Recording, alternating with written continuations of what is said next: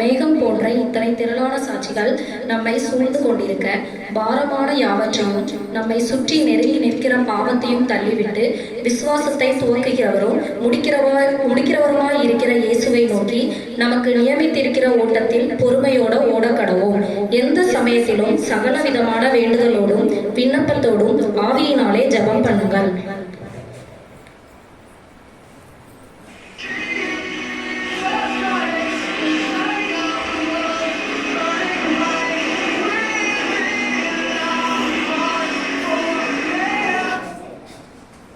இந்த ஸ்கிட்டோட தீம் என்ன அப்படின்னு சொல்ல போறேன். இந்த நாடகத்துல வர மாதிரி நாமளும் பல காரியங்களுக்கு அடிமையா இருக்கோம். செல்போன், கேம்ஸ், மேக்கப், இந்த மாதிரி நிறைய விஷயங்களுக்கு நம்ம அடிமையாக்கி வச்சிருக்கு. இந்த காலத்துல அது எல்லாமே நமக்கு தேவையான விஷயம்தான். ஆனாலும் அந்த தேவைக்கு அதிகமா யூஸ் பண்ணும்போது நம்மளை அறியாமலே அந்த விஷயத்துக்கு நம்ம அடிமையாயிடும். அது மூலமா நம்ம பாவத்துக்குள்ளேயும் போயிடுறோம்.